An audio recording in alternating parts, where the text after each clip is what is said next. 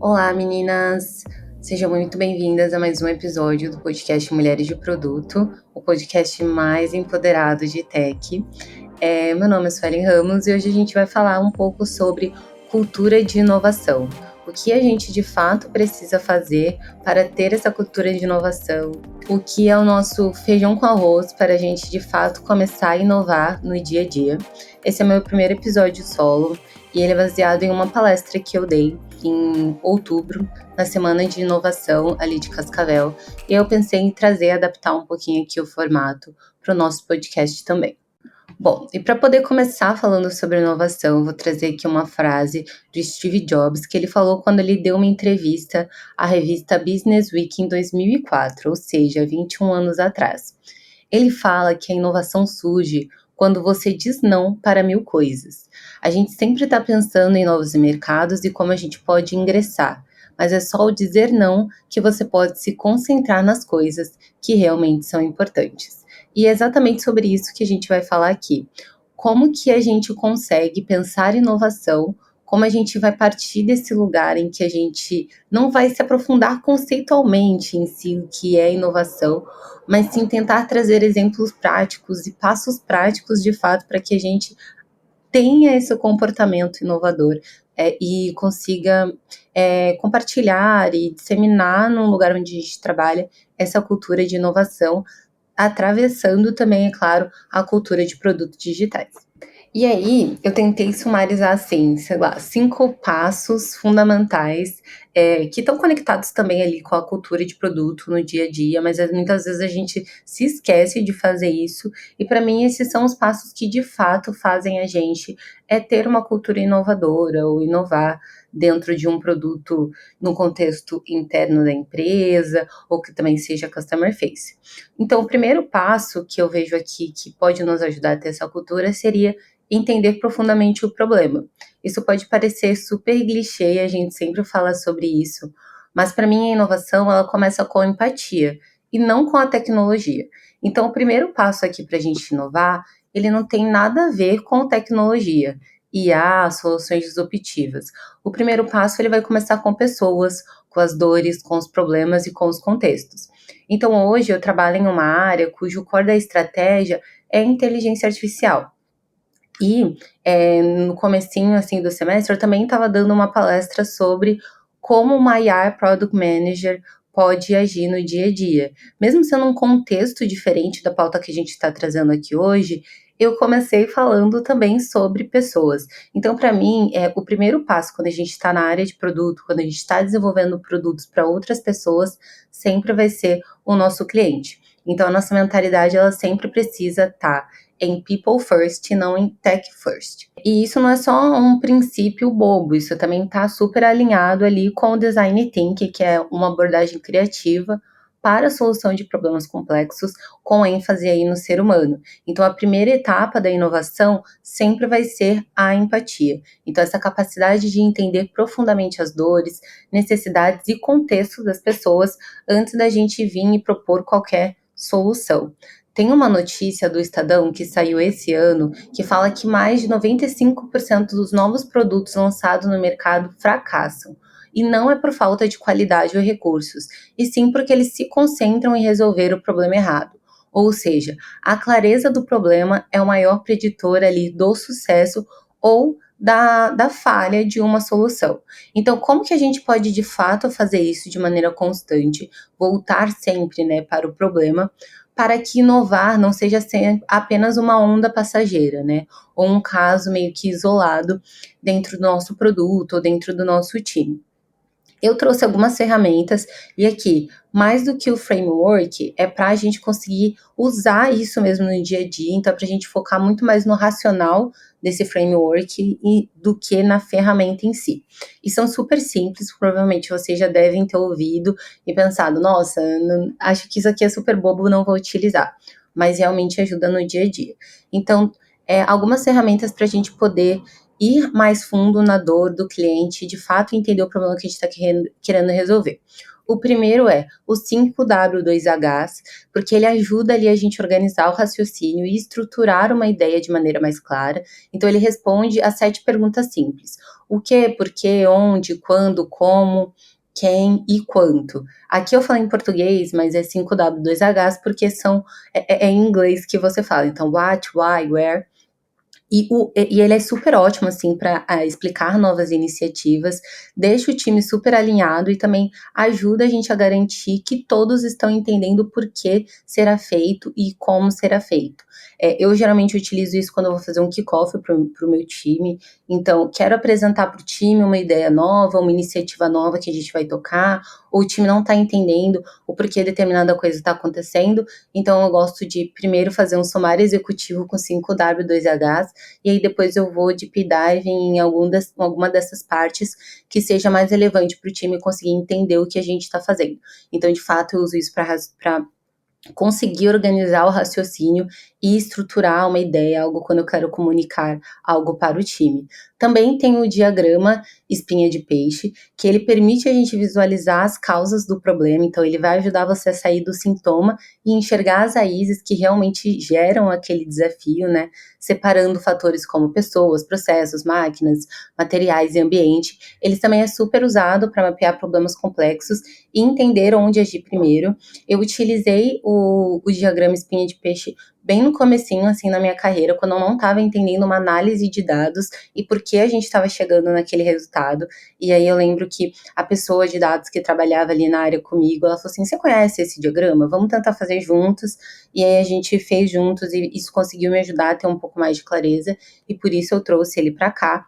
E por último, um outro que é super simples também, é o 5 porquês, que é um método muito simplista, mas também poderoso para ajudar a gente a chegar na causa raiz de um problema. Então, a ideia é perguntar o porquê 5 vezes seguidas, assim, até você descobrir a verdadeira origem da situação e não apenas ficar ali tratando os efeitos dessa situação. Também já utilizei os 5 porquês quando a gente estava tentando entender o impacto de uma mudança técnica em uma métrica de negócio, e aí a gente não conseguia organizar muito bem, porque eram muitas métricas, e às vezes os resultados de cada uma dessas métricas elas tinham um impacto meio que cruzado, e fazer essa organização, às vezes você nem consegue chegar nos 5 porquês, que você já chega ali na causa raiz no terceiro porquê, mas isso ajuda bastante, eu gostei bastante de utilizar esse racional, e por isso eu trouxe aqui. Uma outra coisa importante que aí tá fora dos frameworks é sempre você falar com as pessoas, então conversar com quem tá vivendo essa dor, nada vai substituir o ouvir diretamente quem está enfrentando o problema, então observar comportamentos, contextos reais, às vezes as ações vão falar muito mais do que as palavras, e você tentar aí fazer a validação de padrões e causas reais quando você estiver conversando com esse usuário ou estiver observando ele.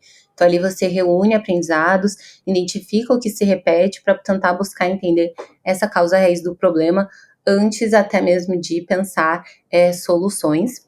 Um outro ponto que é super importante para a gente terminar essa fase do você de fato entender o problema que você está querendo resolver, é você também se questionar. Então, para você entender um problema com profundidade, sempre faça algumas perguntas essenciais. Então, qual é a dor real do usuário que você está tentando resolver e não apenas do sintoma? Como o usuário lida já com esse problema hoje em dia sem a sua solução? Porque os usuários, eles sempre acham uma maneira de resolver o problema. Então, antes de você colocar essa solução no ar, pode ser que um concorrente já tenha colocado algo parecido, é a forma como ele resolve hoje, ou às vezes o cliente ele já resolve isso de uma maneira super manual e você só vai trazer uma forma dele automatizar essa ação e ajudar ele a fazer isso de uma maneira mais escalável. Então, é sempre importante a gente entender ali como o usuário já lida com esse problema hoje e por que também vale a pena você resolver esse problema agora, para quem que ele é mais importante, porque aí você também vai começar a trazer já um senso de priorização ali para o teu racional, e isso é super importante. Então, essas perguntas, elas vão ajudar você a diferenciar causa de consequência e também vão revelar comportamentos reais e ajudar você a se conectar ali o problema com um impacto estratégico real. E isso funciona de verdade. Eu acho que para mim, assim, o resultado dessa etapa, dessa fase em que você está tentando entender o problema, é que independente da tecnologia que você vai usar, você vai garantir que a sua solução vai gerar um valor real e vai resolver a dor do cliente, então ela vai ser útil e vai ser necessária. O segundo ponto, ele também não tem nada a ver com tecnologia, não tem nada a ver com você tentar inovar tecnicamente. O segundo ponto é você saber qual é a sua missão e seus valores. De novo, eu vou tentar trazer aqui o feijão com arroz para você ter uma fundação de cultura mesmo, de inovação, antes da gente pensar em avanços tecnológicos, IA ou coisas desse tipo. Então, para mim, eu entendo que sem propósito, a inovação vai virar só um improviso. Então, esse segundo passo é você ter muita clareza de quem você é, de quais valores você está representando através do crachá que você tem e qual é a sua missão. Então, aqui, a ideia é a gente estar primeiro criando essa base para ter e conseguir criar algo verdadeiramente disruptivo e valoroso. Então, na empresa que eu trabalho, existem alguns valores. E é interessante entender que, mais do que frases escritas na parede, eu sou de fato cobrada por esses valores. Então, eu sou cobrada até mesmo de cobrar o meu time por estar alinhados com essa missão. Então, ter uma missão clara vai te ajudar a tomar decisões coerentes e também priorizar com foco no impacto. Tem um livro que ele é muito bom, que é o Comece pelo Porquê, e nele tem o Golden Cycle. Para você que é uma empresária e está ouvindo aqui o nosso podcast, a missão e os valores da sua empresa estão claros para os seus colaboradores? Para você que é uma colaboradora que está aqui escutando, a missão e os valores da empresa que você trabalha está clara para você? E para aquelas meninas que estão buscando realocação no mercado de trabalho, estudantes, a missão de vocês está clara para vocês? Eu sei que o foco aqui é a gente falar sobre inovação, mas uma vez que a gente está no mercado capitalista, é sempre importante lembrar que as pessoas elas não vão comprar o que você faz, elas vão comprar a razão pelo que você faz, é algo que esse livro traz bastante. Ou seja, não adianta você pensar em soluções inovadoras se você não sabe por que ela existe. E aqui, trazendo até alguns exemplos do porquê é importante você saber a missão e os valores do lugar onde você trabalha. No dia a dia de qualquer pessoa, no dia a dia de qualquer time que está tentando inovar, a inovação se transforma em execução dentro de um time. Seja a execução de um projeto, de um desenvolvimento super tecnológico, de um produto digital, a gente sempre vai se ver em uma sala de reunião discutindo prioridades e opinião com o time. E se você tem uma missão e se você tem valores claros, essa conversa ela é muito mais fácil de ser alinhada. Então, isso ajuda muito no alinhamento estratégico, engajamento da equipe, ter uma cultura sólida de inovação orientada a propósito sempre. É claro que ser inovador, ele passa por você conseguir propor coisas fora da caixinha ali. Mas como que você garante que você, o seu time, vai pensar em soluções inovadoras de uma maneira autônoma, se mantendo alinhada com o que a empresa quer entregar de valor para o cliente? Então, você garante isso tendo uma missão clara, você garante isso quando você entende com clareza a missão da sua empresa, o propósito, a direção, a visão dela, para onde ela está indo, tá? O terceiro ponto, então, agora a gente já vai começar a falar um pouquinho mais sobre solução, sobre tecnologia, é a gente criar uma base sólida. Então, a gente deu 2 passos para trás, basicamente, para conseguir garantir que a gente entendeu o problema que a gente vai resolver e que a gente tem as diretrizes do racional que a gente vai usar para resolver esse problema, que é a nossa cultura. Então, agora sim a gente pode falar sobre soluções inovadoras. E as soluções inovadoras, elas nascem como uma ideia, mas elas também podem morrer como uma ideia se elas só permanecerem assim.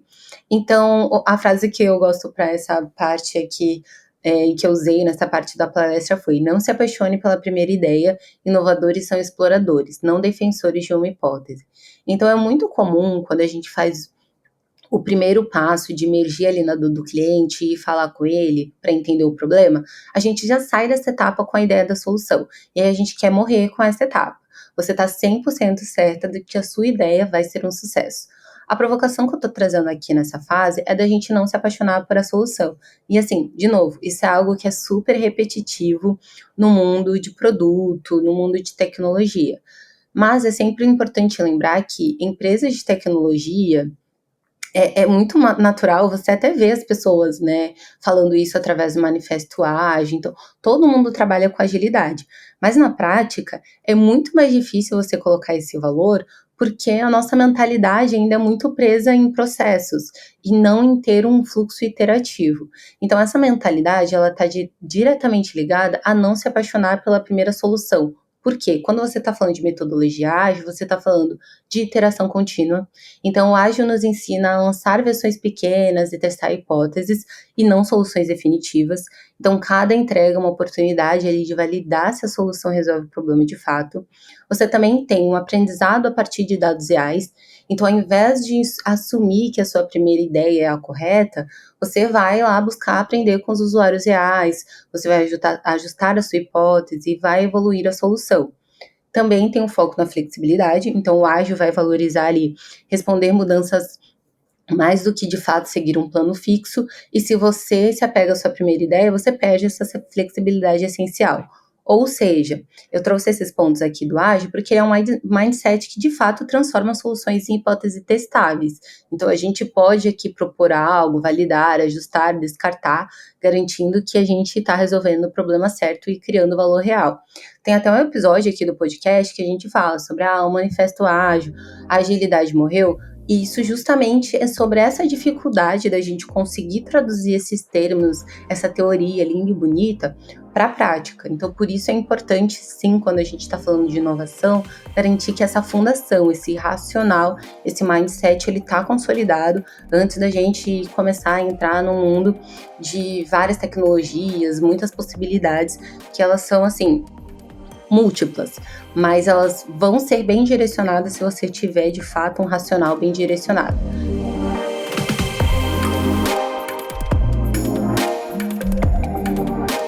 Se você está gostando do podcast, está gostando do nosso conteúdo, para entrar em contato com a gente é só mandar uma DM no Instagram, mas se você preferir o e-mail, manda um e-mail aí para podcast@mulheresdeproduto.com.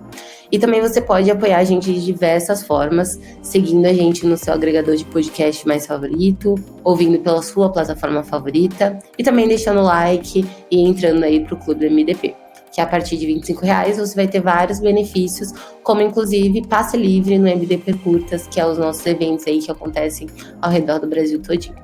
Vem pro clube e continua ouvindo a gente.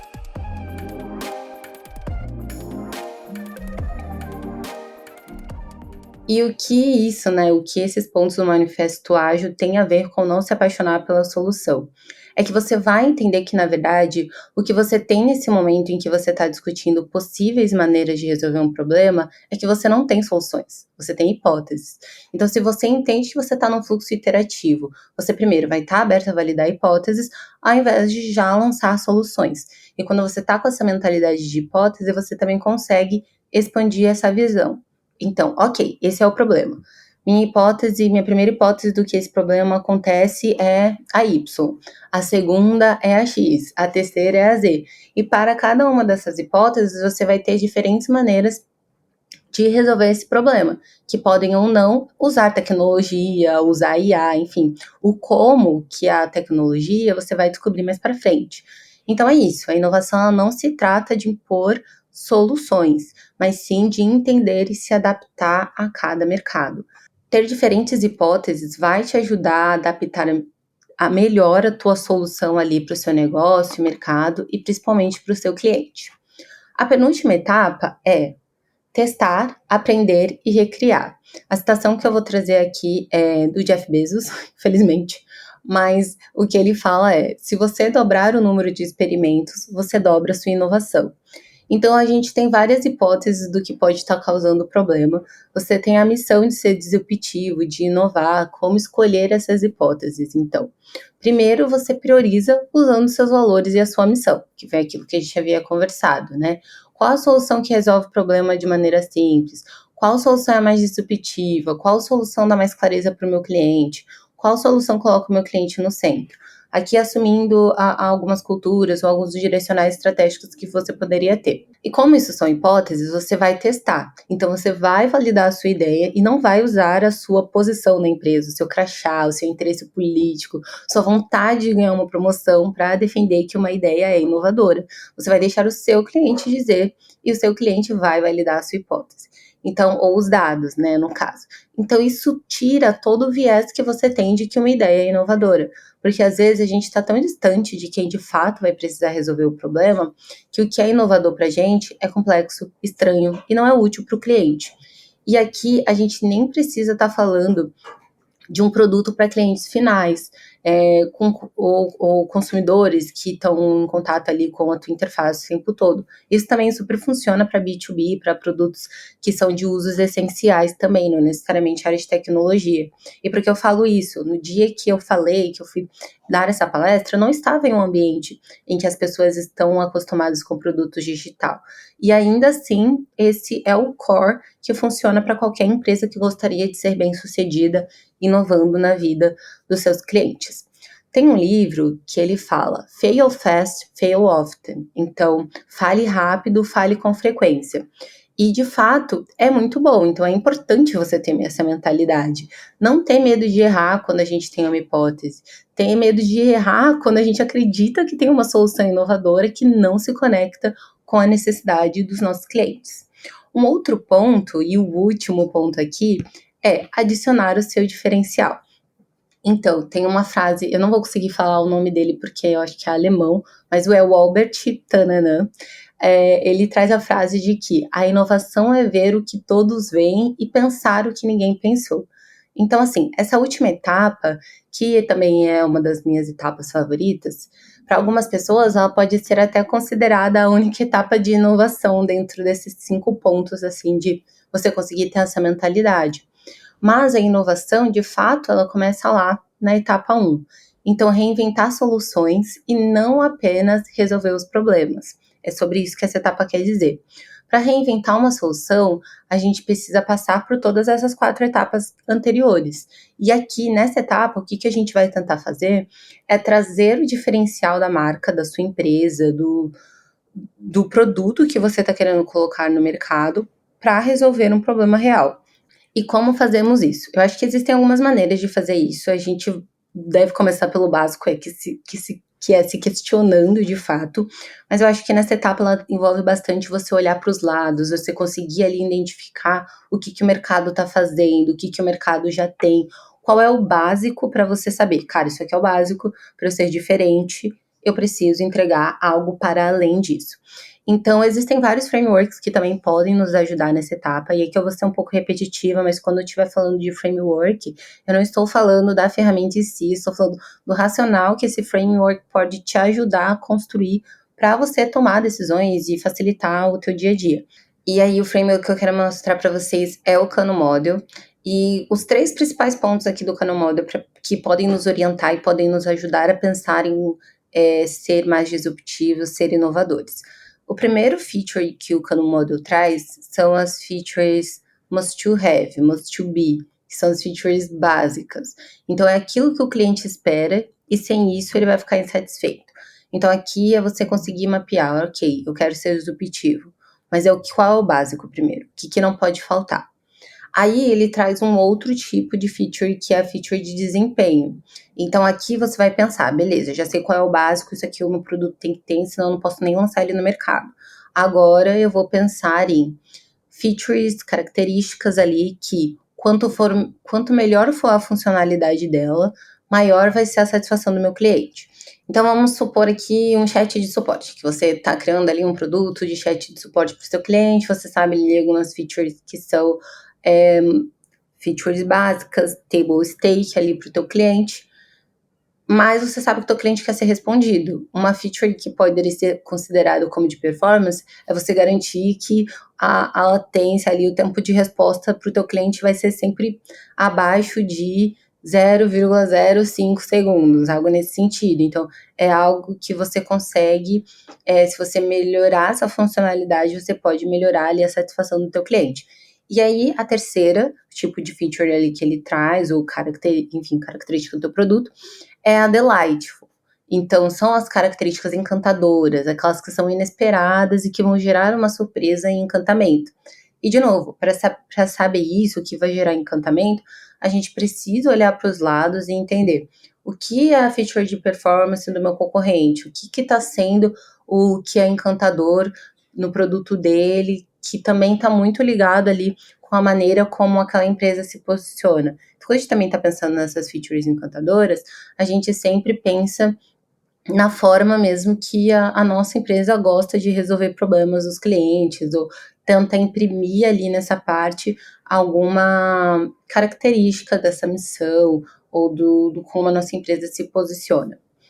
E aí, seriam esses 5 passos, assim, para alguns, o que eu trouxe pode ter soado de maneira até repetitiva, mas eu acho que vale a gente reforçar, porque, embora sejam passos que sejam óbvios, eles nem sempre são fáceis da gente aplicar no dia a dia. Então, tem de fato um desafio, é importante a gente se questionar. Eu não consigo aplicar todos esses 4 todos os dias no meu dia a dia de produto, mas sempre que eu volto para isso, que eu volto para essa teoria, entre aspas, eu penso, tá, como que eu posso melhorar um pouquinho aqui? Qual tipo de questionamento, qual tipo de provocação eu poderia estar levando para o meu time? Qual dessas partes eu estou falhando? E às vezes um desses 5 passos pode ser mais ou menos relevante também ali, de acordo com a fase do teu produto, o momento da tua empresa. Então, eu acho que super válido trazer aqui, reforçar. Tentei adaptar um pouquinho aqui para o contexto, acho que na palestra eu acabei explicando com mais profundidade alguns termos, porque, de novo, era um público que não estava acostumado com esse tipo de assunto, com esse tipo de nomenclatura, mas aqui, assumindo a nossa audiência também, eu tentei ser mais concisa e passar por eles de uma maneira mais dinâmica, mas fiquem à vontade para a gente poder continuar essa troca, continuar discutindo sobre esse assunto de inovação através das redes sociais ali dos Mulheres de Produto. É sempre @Mulheres de Produto, podcast, Instagram, LinkedIn, e a gente está sempre disposta ali para poder trocar, entender qual a percepção de vocês também. Para vocês, qual passo faltou aqui dentro de uma cultura de inovação e o que vocês fariam diferente, o que vocês já estão fazendo no dia a dia de vocês para inovar? Um abraço e a gente se vê no próximo episódio.